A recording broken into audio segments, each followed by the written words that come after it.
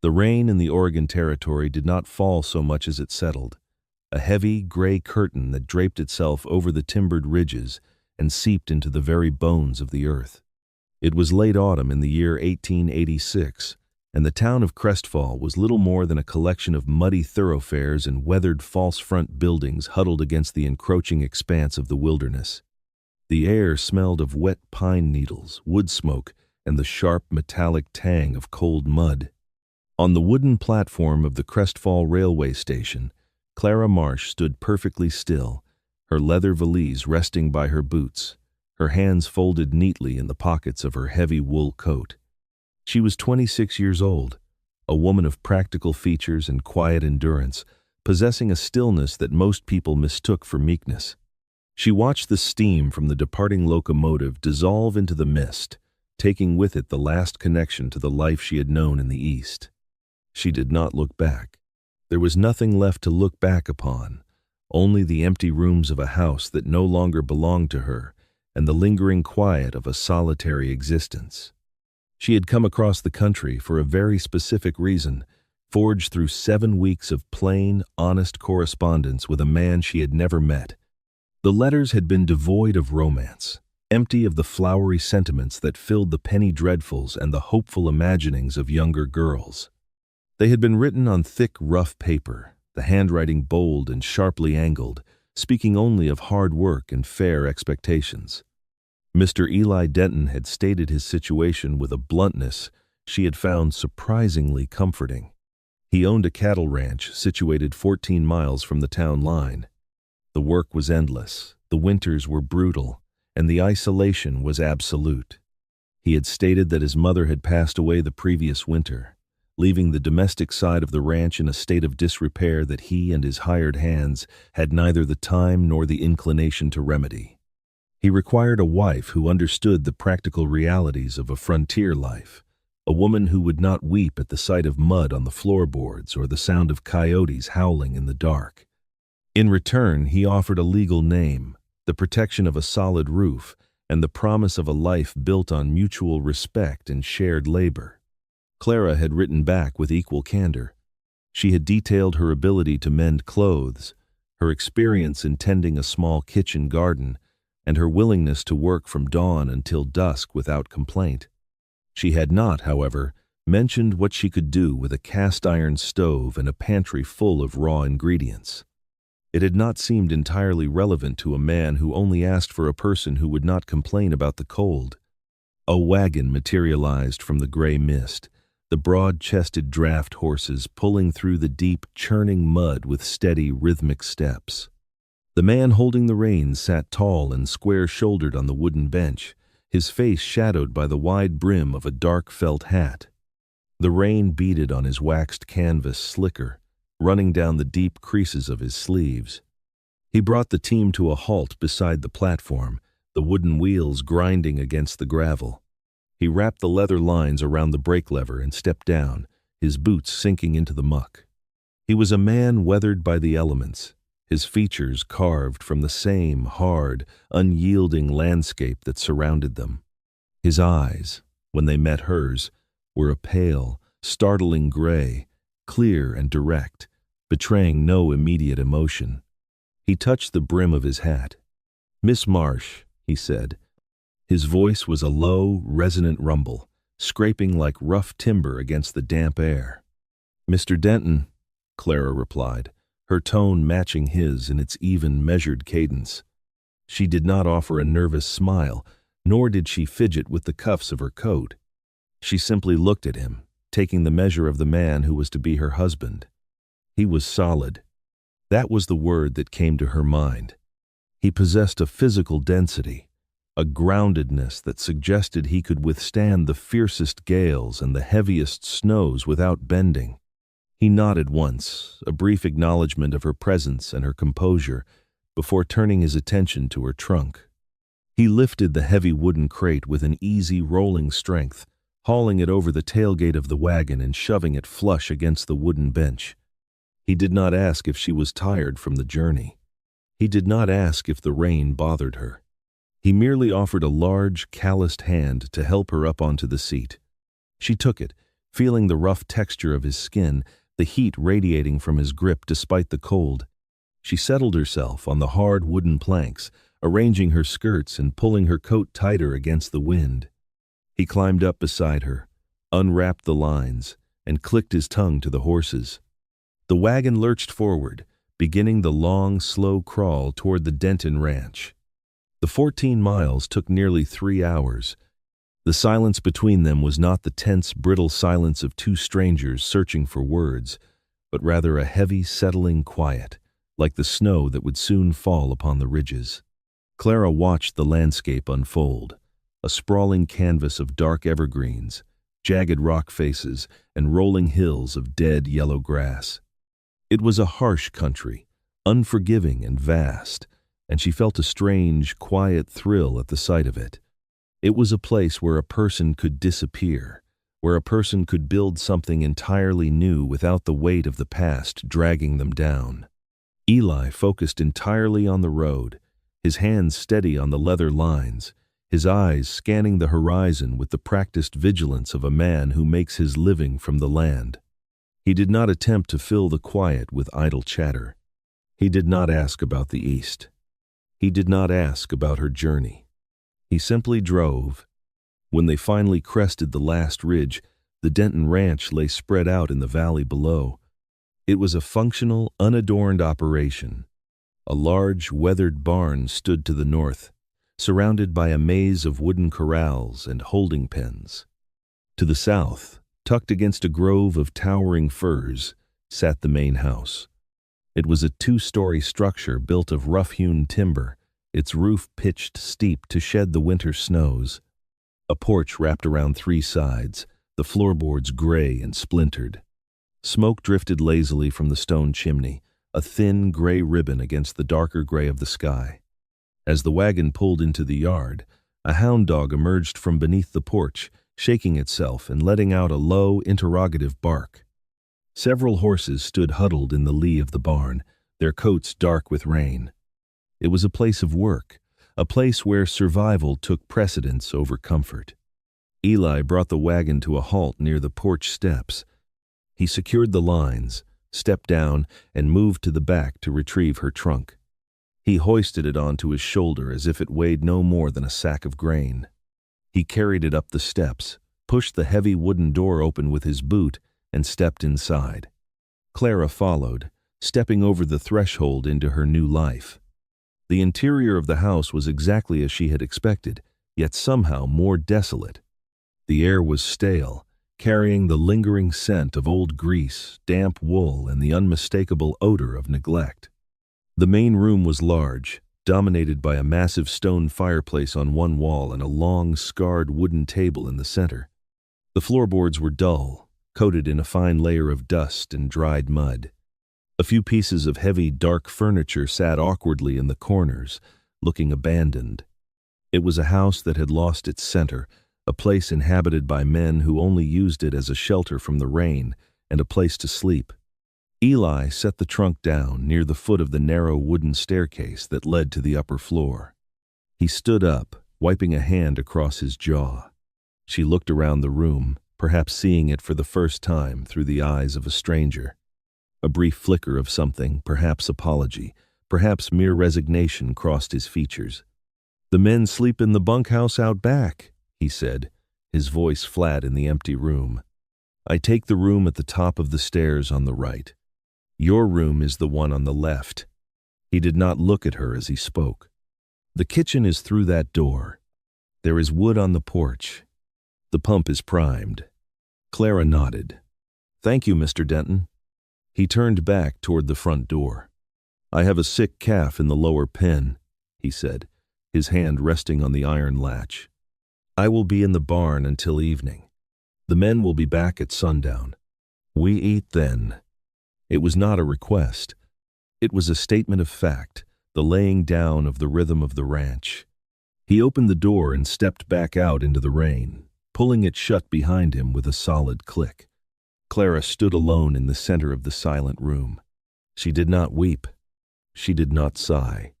She removed her heavy wool coat, shook the moisture from it, and hung it on a wooden peg near the door. She unpinned her hat, setting it carefully on a small side table. She smoothed the front of her dark gray dress, a practical garment devoid of lace or ribbon. She took a slow, deep breath, inhaling the smell of dust and old ash, and then she walked toward the door that led to the kitchen. The kitchen was a cavernous space, dominated by a massive black cast-iron stove that sat against the far wall like a dormant beast. The iron was dull, streaked with rust and spilled ash.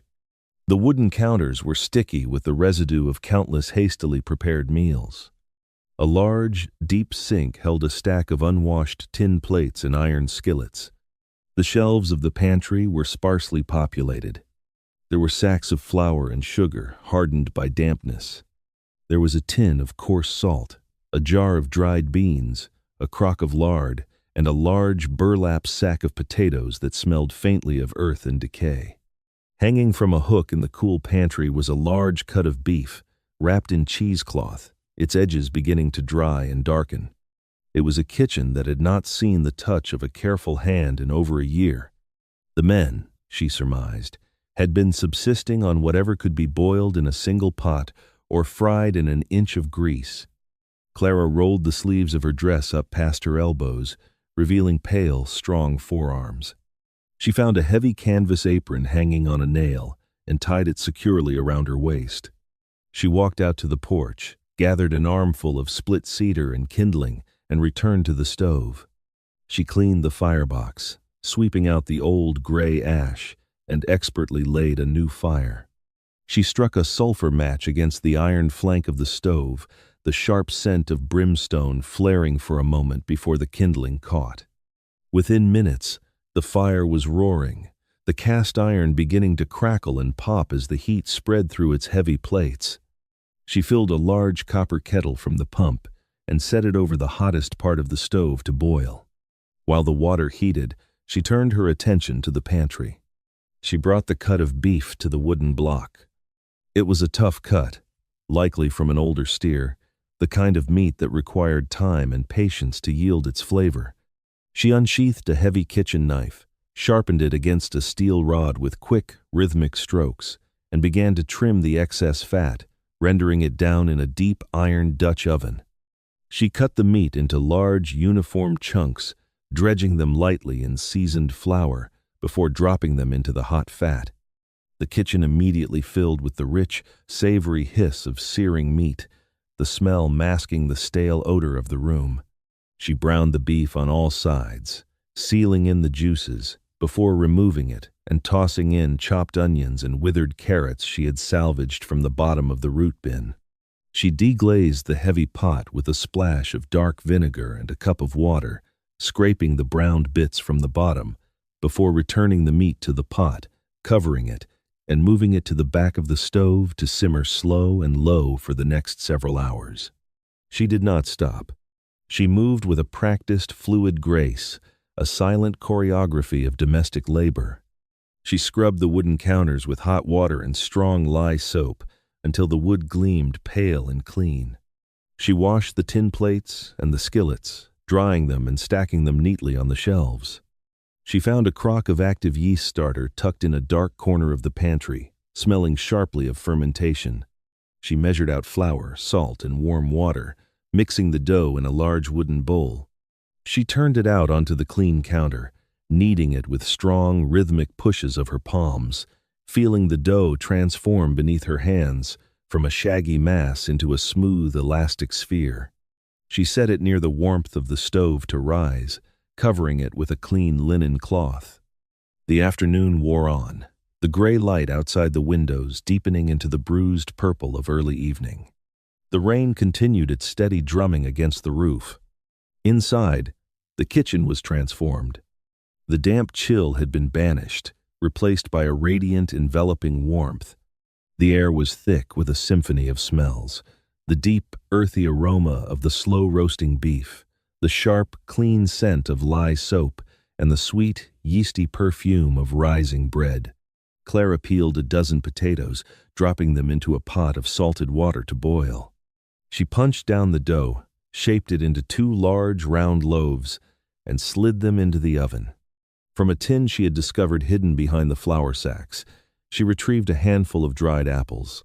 She rehydrated them in warm water, spiced them with a pinch of cinnamon she found in a small glass vial, and quickly rolled out a flaky crust using the rendered beef fat. She constructed a deep dish pie, crimping the edges with her thumbs, and set it on the side counter, ready to bake once the bread was done. By the time the sun dipped below the horizon, casting long, dark shadows across the muddy yard, the meal was ready. The beef was meltingly tender, swimming in a dark, rich gravy. The potatoes had been mashed with a heavy wooden spoon, folded with a generous lump of butter she had found in the cold box, and seasoned with coarse salt. The bread had emerged from the oven with a hard, golden-brown crust, steaming slightly as it cooled on a wire rack. The apple pie was baking, filling the final corners of the house with the scent of caramelized sugar and spice. Clara untied her apron, washed her hands in the basin, and smoothed her hair. She set the long wooden table in the main room, placing the tin plates and heavy iron forks with precise spacing. She carried the heavy Dutch oven to the center of the table, placing it on a wooden trivet. She brought out the bowl of mashed potatoes, a platter of thick sliced bread, and a small dish of butter. Finally, she lit the large kerosene lamp suspended over the table, its warm yellow light pushing back the encroaching shadows. She took a seat at the far end of the table, folded her hands in her lap, and waited. The sound of heavy boots on the porch signaled their arrival. The door opened, letting in a gust of cold, wet air, and the sound of low, tired voices. 4 men stepped into the room, followed by Eli. They were soaked through, their slickers dripping water onto the floorboards, their faces lined with exhaustion and the grime of a hard day's labor. They were talking amongst themselves, a low murmur of complaints about the mud and the cattle, moving with the sluggish reluctance of men who dreaded the evening meal as much as the work itself. For the past year, supper had consisted of thin, watery stew, hardtack biscuits that could break a tooth, and coffee that tasted of burned rust. It was fuel, nothing more, choked down in silence before collapsing into their bunks. The first man through the door, a tall, stringy cowboy named Silas, stopped so abruptly that the man behind him collided with his shoulder. Silas stood frozen, his hat half removed from his head, his nose twitching like a hound catching a scent. The second man, an older hand with a graying beard named Thomas, peered around Silas, his eyes widening in disbelief. The third, a young, earnest-looking boy they called Miller, simply let his mouth fall open. The fourth man, a quiet, broad-shouldered worker named John, stared at the table as if it were a mirage. Eli Denton stepped past them, pulling his slicker off, and stopped dead. The smell hit them like a physical force. It was the smell of home, of care, of a life they had all but forgotten existed outside the brutal confines of the ranch. The rich, heavy scent of the beef gravy, the buttery warmth of the potatoes, the undeniable fragrance of fresh-baked bread. The men stood in the doorway, a tableau of stunned disbelief, their eyes darting from the feast on the table to the quiet woman sitting at the far end.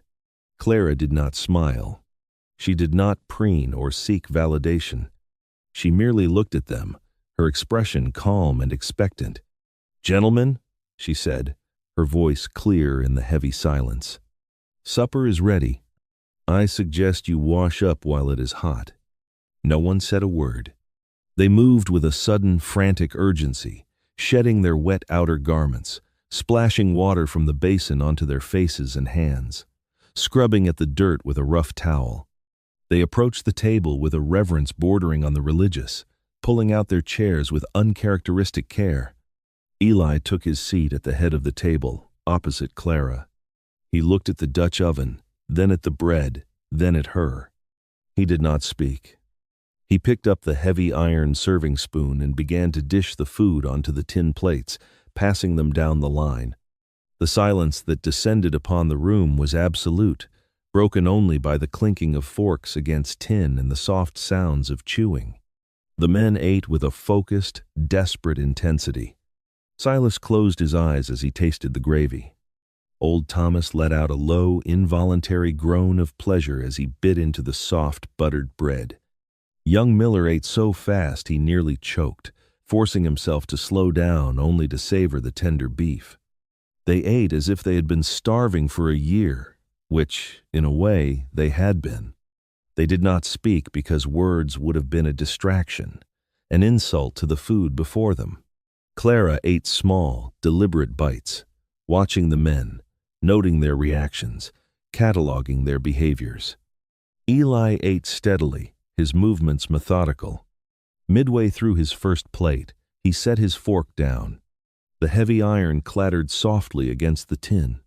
He did not look at the men. He looked directly down the length of the table at Clara. His pale gray eyes were intense, searching, stripping away the assumptions he had made over the past 7 weeks. He looked at her the way a man does when he realizes he knows considerably less about the woman he married than he thought. He had expected a domestic worker, a woman who could tolerate the cold and keep the dust at bay. He had not expected a woman who could transform a tough cut of beef and a handful of withered vegetables into a meal that commanded silence. He picked his fork back up, his eyes never leaving her face for a long moment before he resumed eating. Nobody said much that night, but every man at the table ate twice. When Clara brought out the warm apple pie, sliced thick and served on small tin plates, young Miller actually removed his hat, which he had forgotten to take off in his haste, and held it over his chest.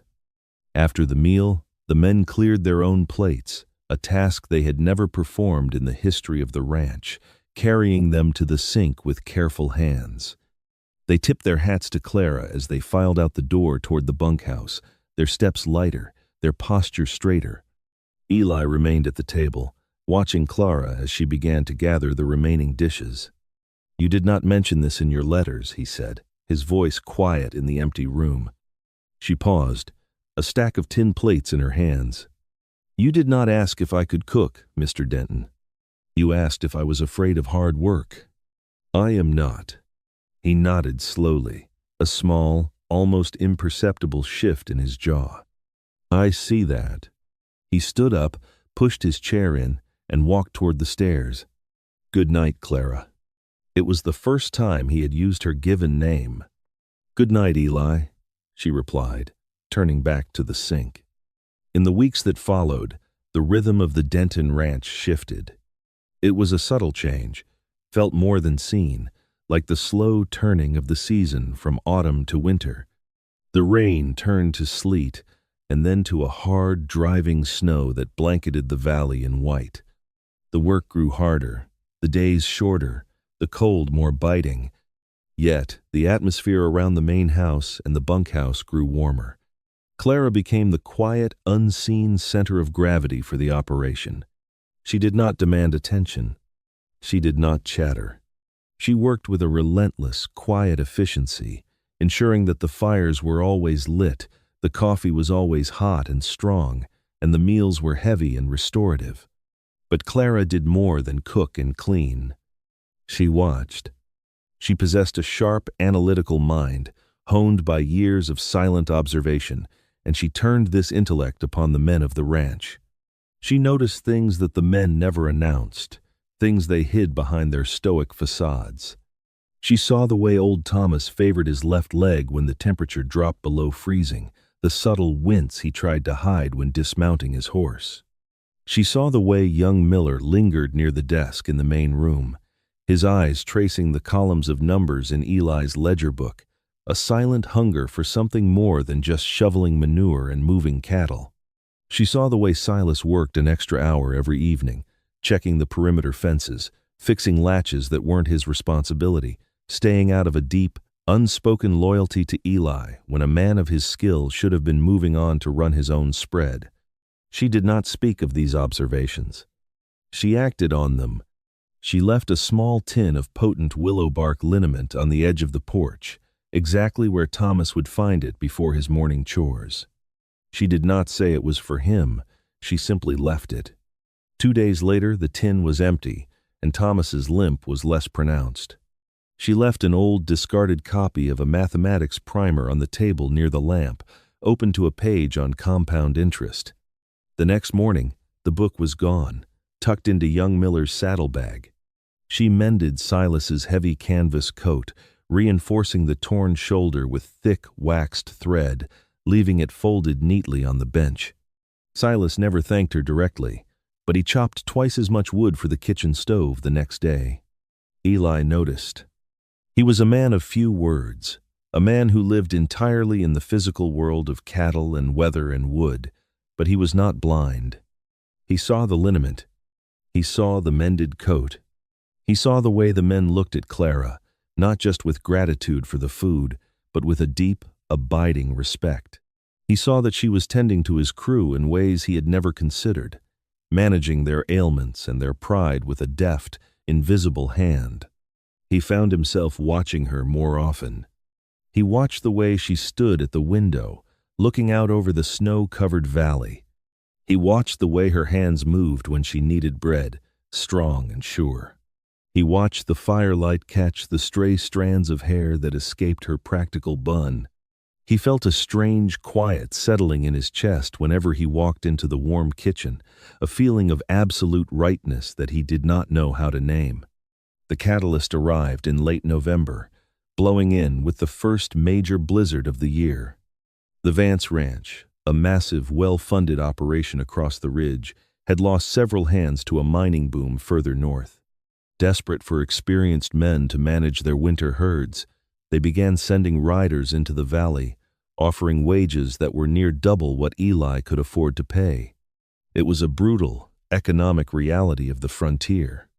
Loyalty was a fine thing, but a man could not eat loyalty, nor could he buy winter boots with it. The tension in the bunkhouse grew thick. The men were quiet, their eyes avoiding Eli's, their conversations stopping abruptly whenever he entered a room. Eli grew increasingly grim, his jaw set in a hard line, his silence heavier and more oppressive than before.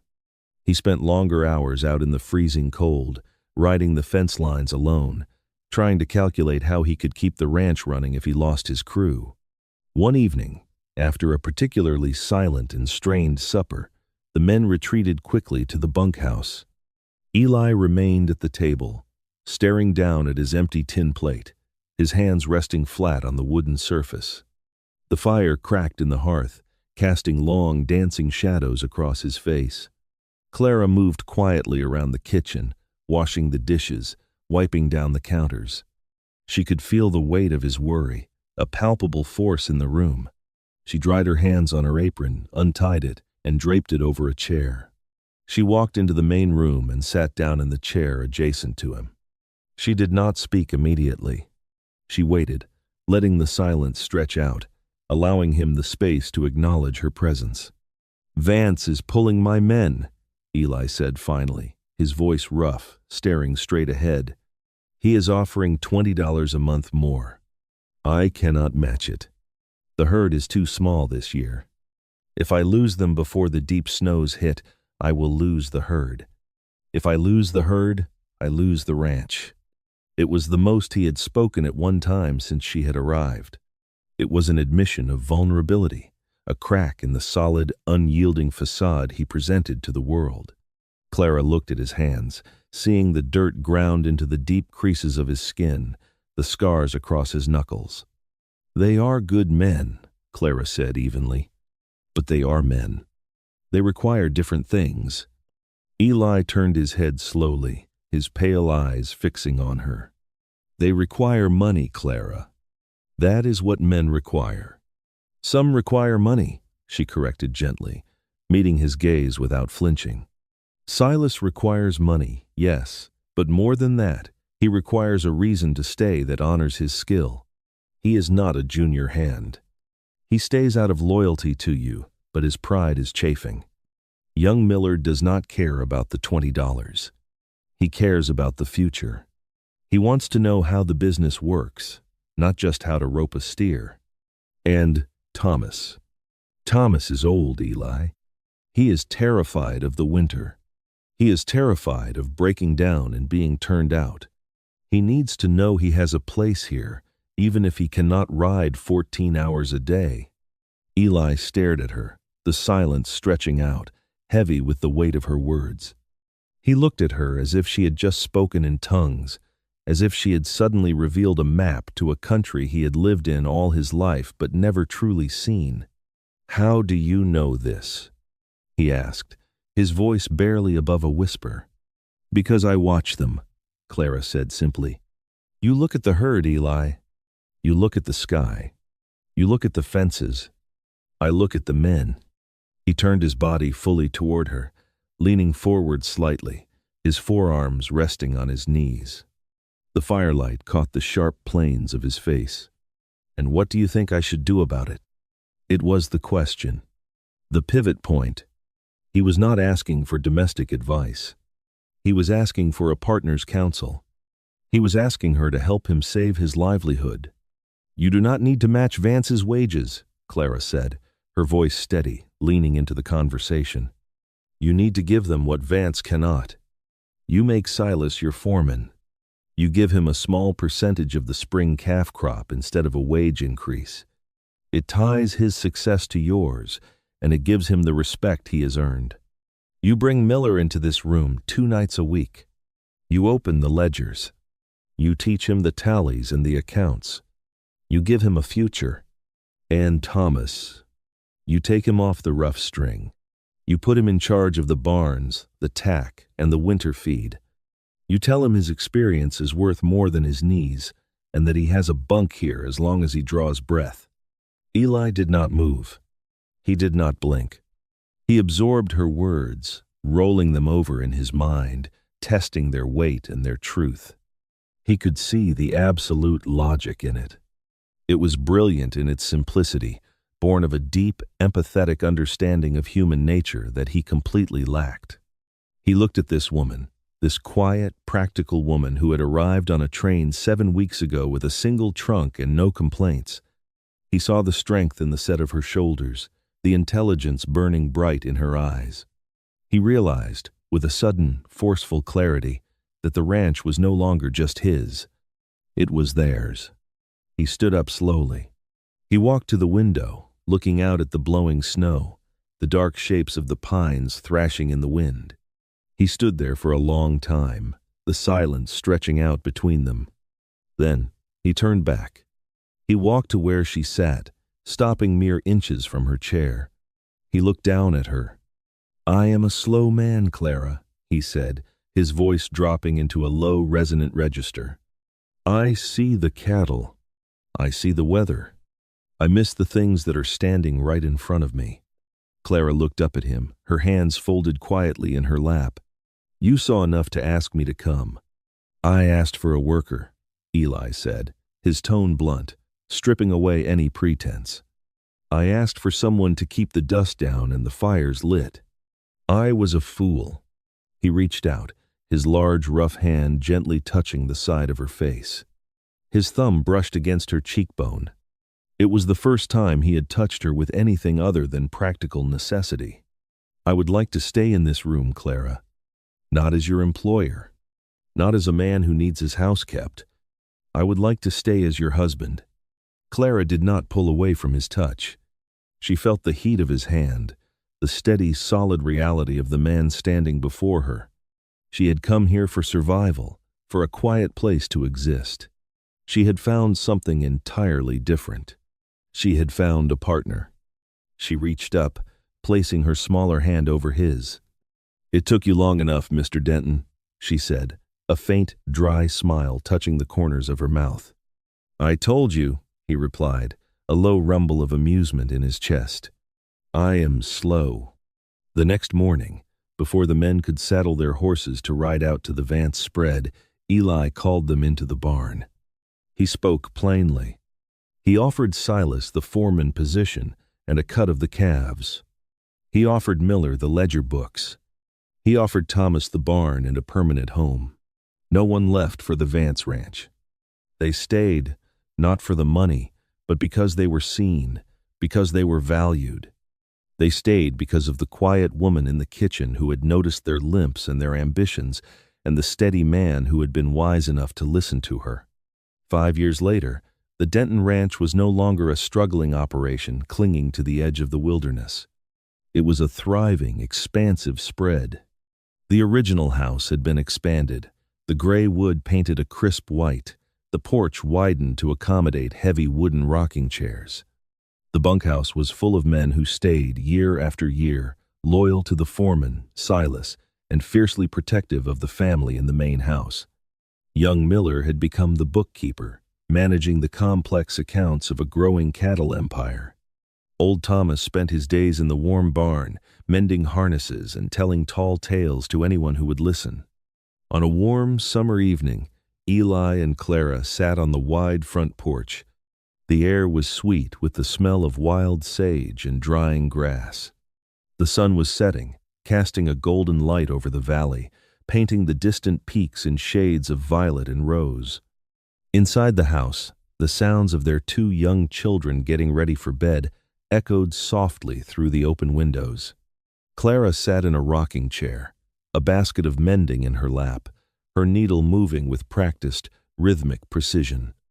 Eli sat on the porch rail, his boots resting on the floorboards, a cup of coffee in his hand. He was older, the lines around his eyes deeper, but he carried a relaxed, settled weight that had not been there 5 years ago. He watched his wife. He watched the way the evening light caught her hair, the steady, capable movement of her hands. "Thomas says the new roan is favoring his right foreleg," Eli said, taking a sip of his coffee. Clara did not look up from her stitching. "Thomas is right. He stepped in a prairie dog hole 3 days ago. I told Miller to wrap it with liniment this morning."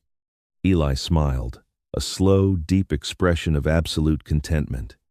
"You are managing my ranch again, Mrs. Denton." "Someone has to, Eli," she replied, biting off the end of the thread. "You are far too busy looking at the sky." He chuckled, a rich, warm sound that carried out into the twilight. He walked over to her chair, resting a hand on her shoulder. She leaned her cheek against his hand, a small, quiet gesture of profound intimacy. They sat in comfortable silence, watching the stars begin to prick through the darkening sky, a partnership forged in hard work, honest words, and the profound, unspoken language of observation. That is the thing about the quiet ones, the ones who do not demand the center of the room. They are usually the ones holding the foundation together. Love, in the harsh expanses of the world, is rarely built on grand declarations or poetic speeches. It is built on the careful observation of another person's needs. It is built on a hot meal when the bones are cold, on a mended seam, on the willingness to listen when someone finally finds the courage to speak. It is built by those who understand that true partnership is not about looking at each other, but about looking in the same direction and knowing exactly what the other person sees. Thank you for riding with me today. I am grateful you were here to share this story of the frontier. Until next time, keep riding.